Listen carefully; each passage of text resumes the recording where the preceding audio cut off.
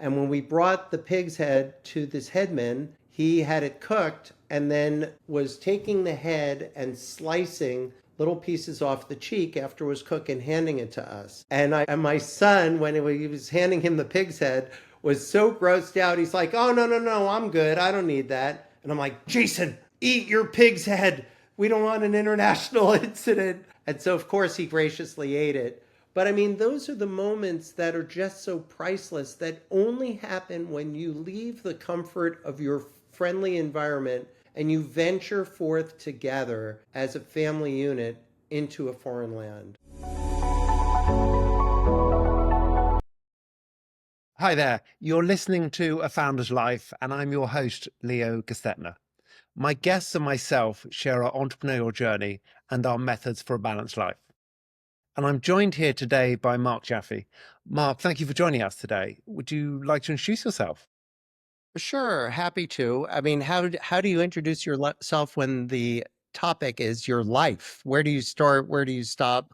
But basically, I'm someone who lives life to its fullest, whether it's work, whether it's play, whether it's family. And I like to think that I have an amazing balance that I've created that just feels good. So let's start on what might be the boring topic, but let's start on work. So what was your journey up to today? And then you can talk about sort of what you're doing today. Well, it's interesting because I didn't know what I wanted to do. I went to undergraduate at UCLA, graduate school at USC, and I just decided I want to get into advertising. And so I jumped into an advertising agency in Chicago, loved Chicago, hated advertising, and realized the first big realization for me was you only get 24 hours in a day, and 8 to 12 of those when you're starting out your career has to do with work. And so I'm going to do something I love. And I decided what I really love was what I loved as a kid growing up, which was music. I mean, I used to camp out in front of Ticketron back when it was not Ticketmaster, it was Ticketron. And you had to show up and they would input your credit card information. And then you would wind up with horrible seats. I never understood until I got into the music business why the first person in line who had waited there all night long with a dirty sleeping bag got horrible seats. But fast forward, what I decided I was going to write a cover letter and resume to every record company president I could find. And I did, but my cover letter was not a cover letter. It was actually a comic strip, which showed two kids talking to each other and basically making fun of me and disrespecting me in any way I could think of. And then the last frame says, "So you got to hire this guy." And A&M Records called me up and I go into their office and he said, "What do you know about children's music?" I'm like, "I don't think that's why I'm here. Don't you guys have Sting and Supertramp, Styx, Peter Frampton, all these great acts of the 70s and 80s?" And they said, "Yeah, but for some crazy reason, our president thought you would be great to start a children's entertainment group." And I thought, it was the comic strip.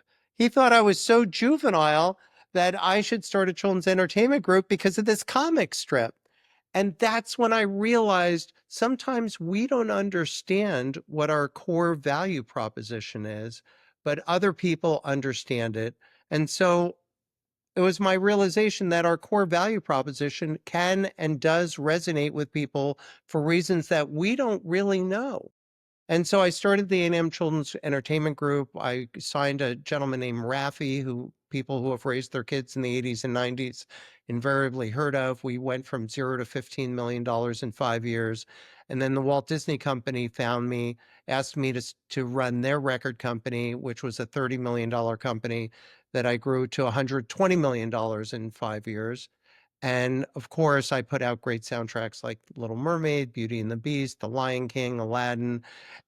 Somewhere between there and when I started my consulting firm, I realized I just love growing companies. And I have a talent for that. I have a gift for that. And it took me a while into my career, into my 50s, to realize that's really what I should do. I should really start to work with companies that need to grow and don't know how, or used to know how, but lost their way. And in the past 18 years, since 2007, I've worked with over 110 different companies.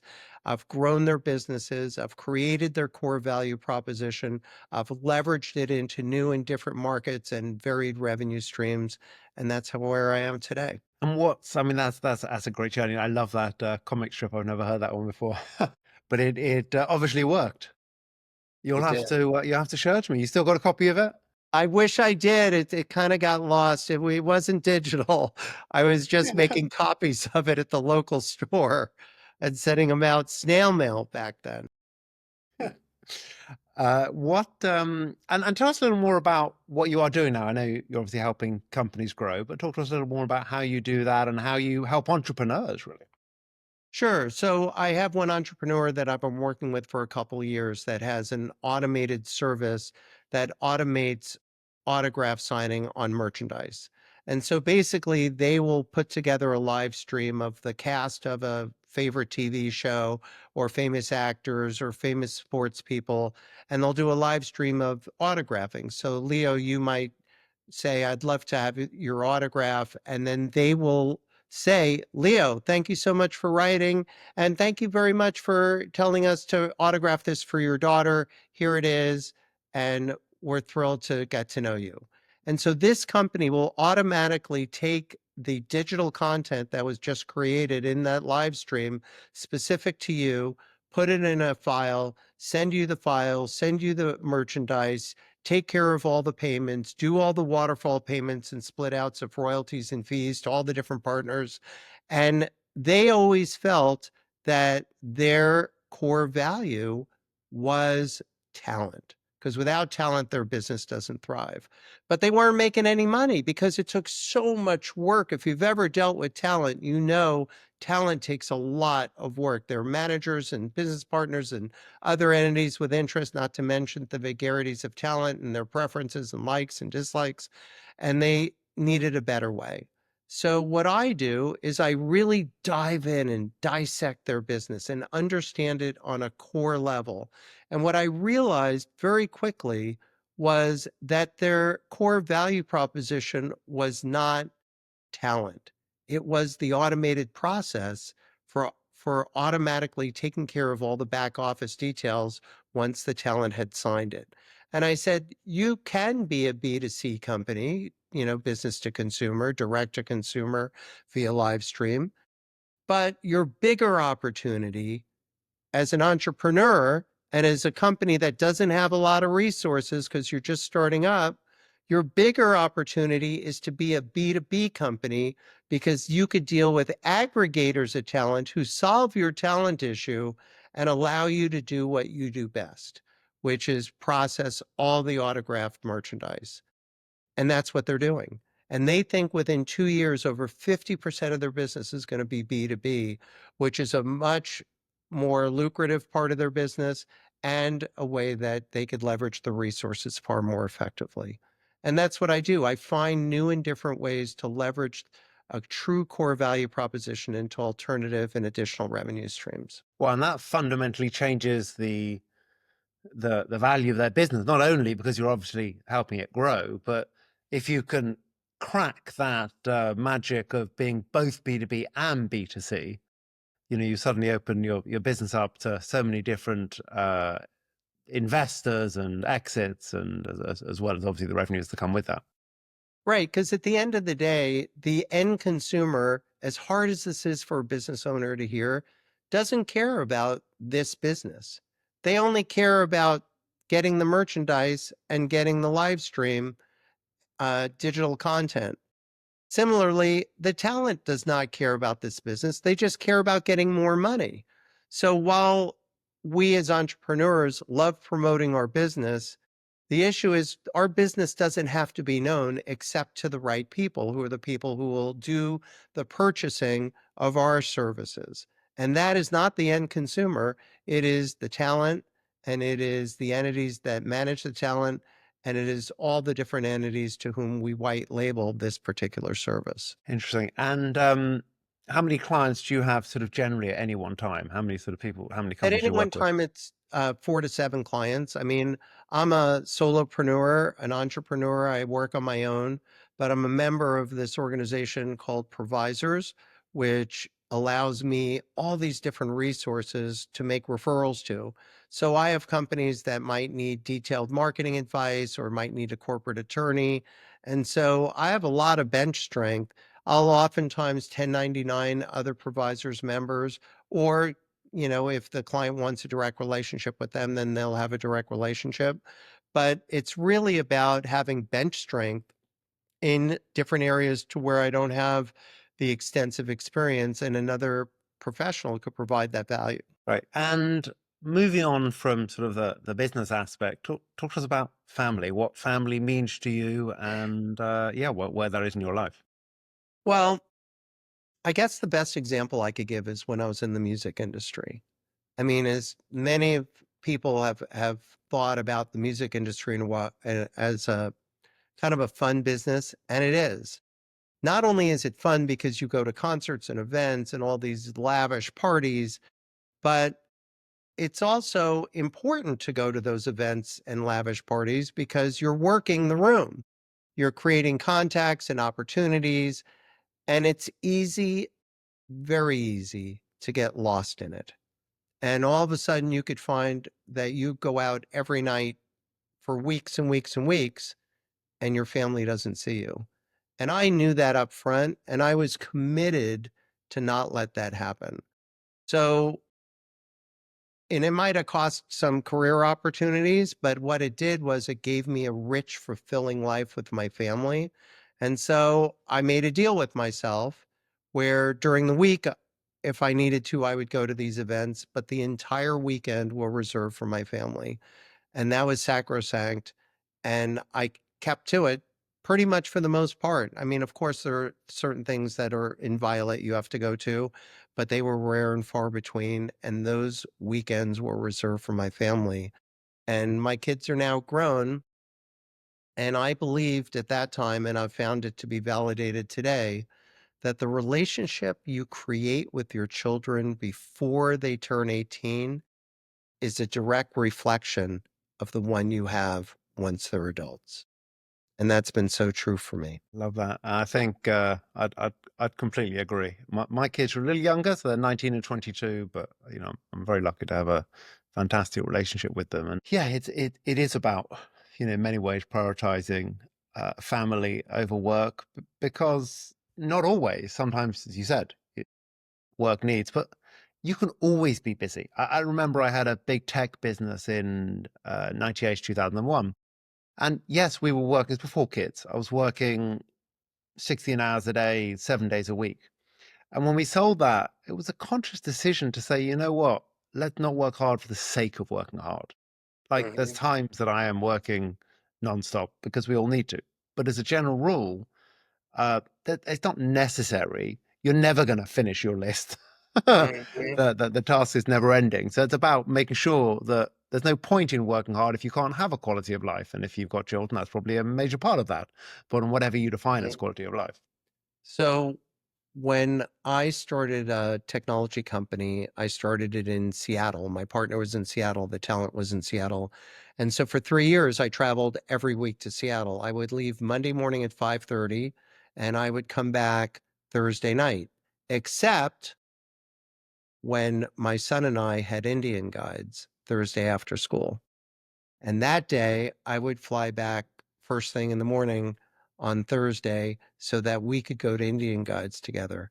And in 3 years, I never missed an Indian guides because that was a priority for me. And I knew that that was an experience that had an expiration date on it. I knew that those years of his life had an expiration date on it because he eventually was going to grow into a teenager and not be the 7-year-old Indian guide that we would do all sorts of fun crafts and activities together. And so I think the lesson that I've learned and also that I've created for myself is to set boundaries that reinforce what you feel is important. And you don't realize how important family is until it's too late. And fortunately for me, I realized it early. And now with with children in their 30s, I have this loving, fabulous relationship that I consciously built when they were 5, 6, 7, 8, 9, 10 years old. One of the piece of advice is somebody gave me about 10 years ago, and I just loved it, and I've given to many other people, was to go away with each of your kids once a year on their own, whether that be for me, it's sometimes it's 2 days, sometimes it's a week, but whatever that looks like, it's getting, for me, that one-on-one time with each of my kids, which I just love. I've done that. I mean, my son and I would go on these amazing adventures to foreign lands. Like one time we went trekking together when he was 15 on the island of Borneo, and we stayed in the village of former headhunters. And it was funny because we were taking this canoe down this tributary in the river in Borneo with a little motor on it. But before we got on the canoe, we stopped at a local village because we had heard that you had to buy and bring a pig's head. And so we bought like a raw pig's head, kept it in the canoe. We were on an expedition with like 5, 6 other people. And we went to the village, and it was a longhouse which was built on stilts. All the humans lived on the bamboo mats on the top, and the floor was the animals. And when we brought the pig's head to this headman, he had it cooked and then was taking the head and slicing little pieces off the cheek after it was cooked and handing it to us. And my son, when he was handing him the pig's head, was so grossed out. He's like, "Oh, no, no, no, I'm good. I don't need that." And I'm like, "Jason, eat your pig's head. We don't want an international incident." And so, of course, he graciously ate it. But I mean, those are the moments that are just so priceless that only happen when you leave the comfort of your friendly environment and you venture forth together as a family unit into a foreign land. And I've done that with my daughter too. When my son and daughter we went to Iceland and explored Iceland together and had some really amazing experiences. But travel with your kids is priceless. And once they start having kids of their own, you don't have the opportunity to do that as much. And so I think you're absolutely right. You have to do it. And you got grandkids now? I do. I have a 3.5-year-old and I have a 10-month-old, and I love it. I mean, when I play with them, I just love playing. Because what's interesting about play is the purpose of play is the enjoyment of play. How many activities do we engage in where it's just enjoyment is the goal? There's no other agenda. And when you're dealing with kids that are that small, that just have pure love, all they want to do is enjoy being with you. And all you want to do is enjoy being with them. So the entire purpose of your activity is to enjoy each other. It doesn't get better than that. Yeah, I'm 100% on the same page there. And what do you like to do for health? What does that mean for you? Whether that be physical, mental, exercise, nutrition, whatever form that takes for you, or all. Well, well, there are two things. I'll deal with mental in a moment, but physical. I remember when I was 20 years old and my dad was a runner and he was running in this 10K race and he needed someone to drive him out there because the race was a point-to-point race. It wasn't a loop. And so he picks me up at UCLA and we both drive out to this race, which was in downtown LA. And I'm looking at my dad who's in his 50s. I'm 20. And I'm like, why is he the runner? And I'm like this college student in great shape and I'm not running. So I ran with him the whole 10K.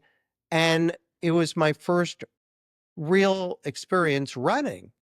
And I've been running ever since. I've run the New York Marathon. I've run the LA Marathon. Of course, he ran the LA Marathon first and was my inspiration for it.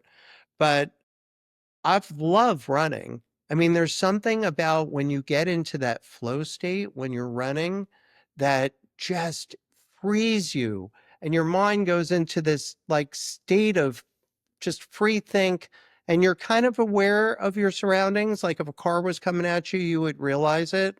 But sometimes I've gone on my entire run and said, did I go the whole distance? I don't remember. Did I turn around at the right point? I have no recollection.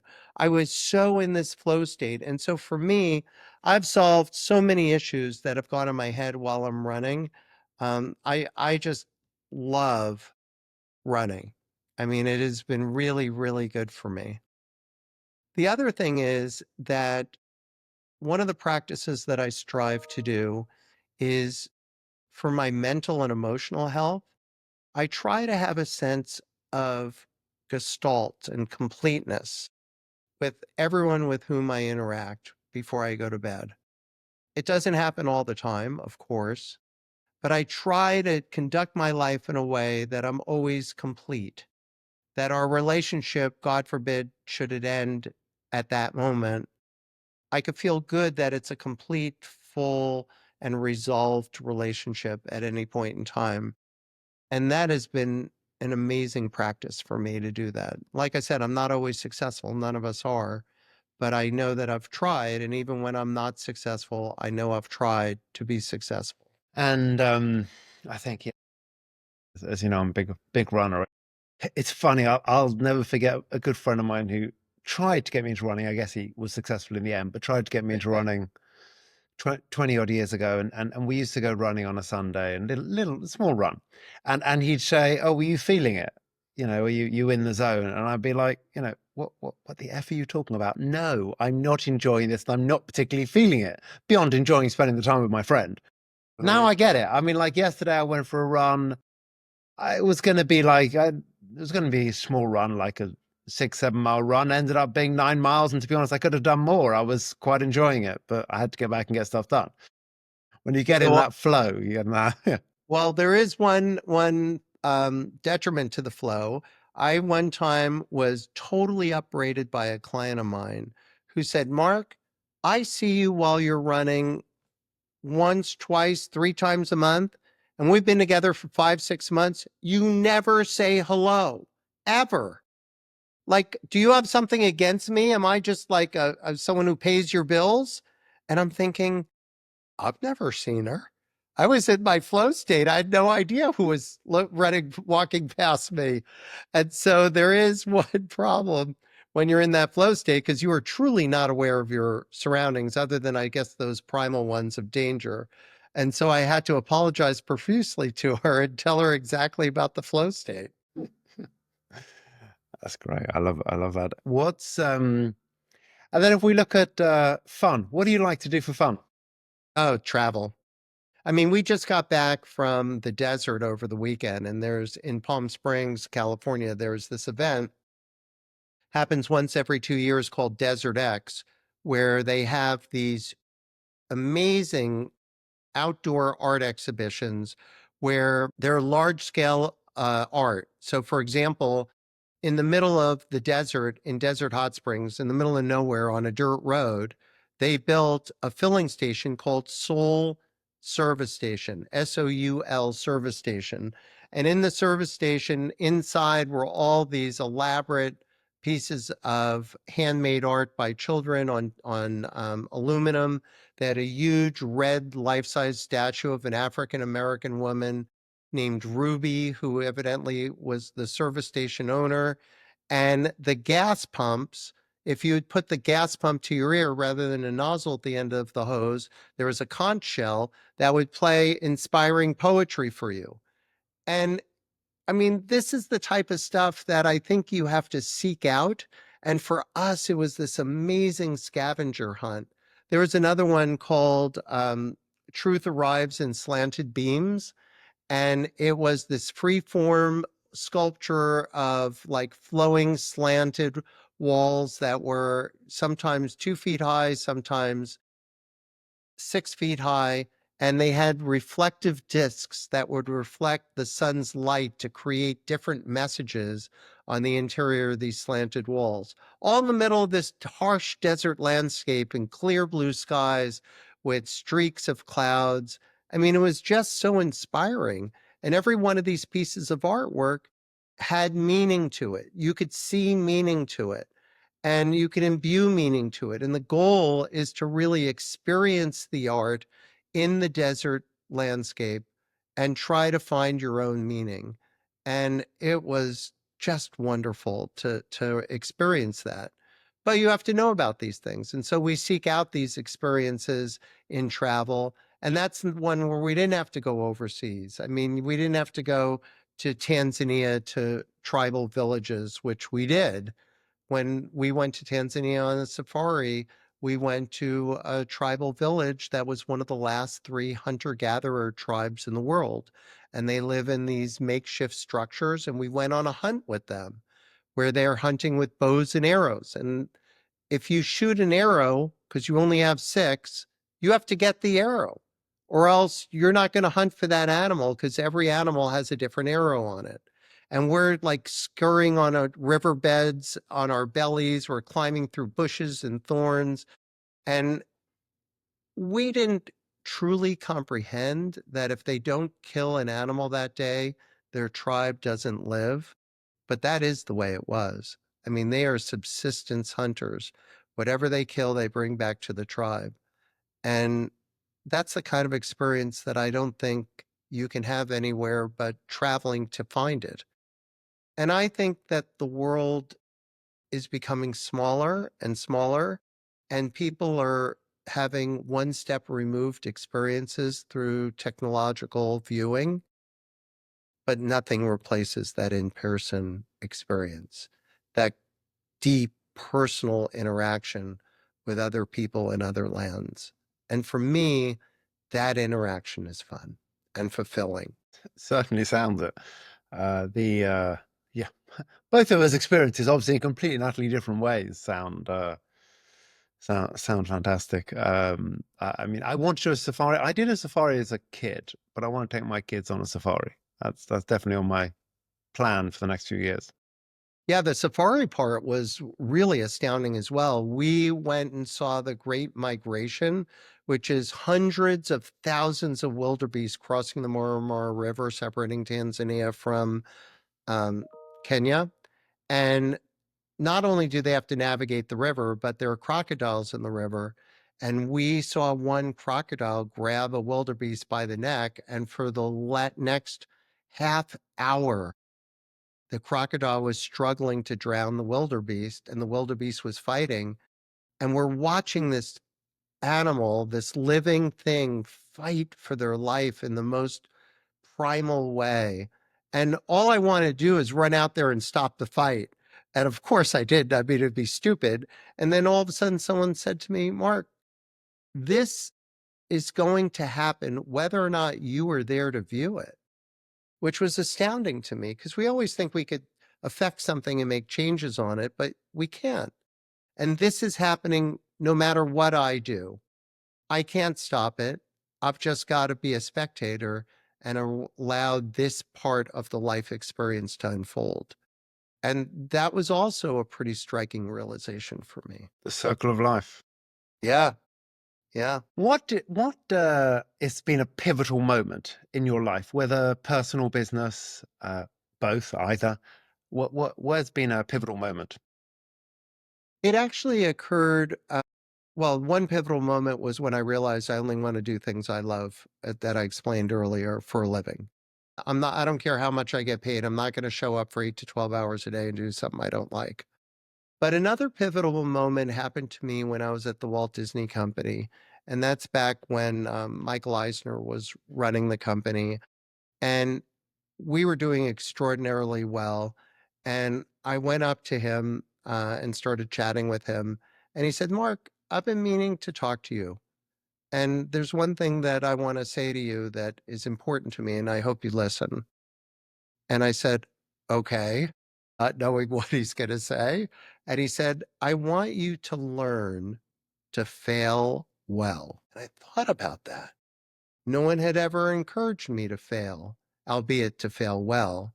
But failing was not an option. How many of times have we heard that? Failing is not an option. And yet, failing well is a fabulous option. If you fail for all the right reasons, you will learn to take those right reasons into your next idea or venture, and then you have a better chance of succeeding. And that was very pivotal for me. I mean, I think it's a little different than the current thought about break things often, because I'm not quite sure when you break things often you're failing well. But I think failing well is a useful concept, and it definitely changed how I approach life and approach business. A good expression, fail well. Hmm. But I also think if as an entrepreneur, especially, if you are never failing in anything, then you're probably not trying that hard. I mean, as you push the boundaries, not everything is going to work, whether it be the minor things or the big things. In the end, if you're really being an entrepreneur, you are going to fail sometimes at some things. It may not be a big thing, but you're gonna fail at something. Right. And you should. If you don't fail, it means you're not taking the right risks. And I remember back when I was in the music industry and we sold physical media, there was a thing, we had a 100% return policy, meaning any physical media, CDs that we sold to record stores and mass merchandisers, they would be able to return if they didn't sell. And everyone thought the goal was to keep returns low, like 3%, 4%. And I realized that what we were selling were impulse purchases. So you have to straddle the line between having too much merchandise that you get a ton of it returned, or not enough that you run out, and all those people that could have impulsively bought your product didn't. So I encouraged us to overship to the point where we had 10% returns rather than 3 or 4% returns, because the more we got back, that also meant the more impulses were being satisfied and units being purchased. And so I think it was a bigger risk to quote overship, but I think the risk was outweighed by the reward of the impulse purchases that now had an opportunity to happen, that if we were managing our returns too closely would not have had that opportunity. I think it sounds like you've found a pretty good balance in life. What advice would you give in terms of people finding balance like you have really? And no, it's not that perpetual balance, but that overall balance. Well, it'd be two things if I'm to kind of think of the themes that have emerged from your questions. One is to listen deeply to what happens and what you learn from what happens, and apply those learnings to the future. So, for example, when I learned to only do what I love for a living, I was much more able to achieve balance in my work life. When I learned quickly that what was important to me was a relationship with my children, I established guidelines that were mostly inviolate for me in keeping, promoting, and building and nurturing that relationship. But I think at the end of the day, as we get older, we realize what we have left are the relationships that matter, and don't sacrifice those. It's been a fun conversation. Is there anything else you'd like to share? No, I think you did a great job in probing. I appreciate the conversation going in the direction that it did, because I think it reinforced for me some of the things that are important to me, and I believe may be important to people who are listening. Well, thank you. Thank you for joining. And how can people find you? I'm available at my website, markjaffe.com, MarkJaffe. My email address is mark@markjaffe.com.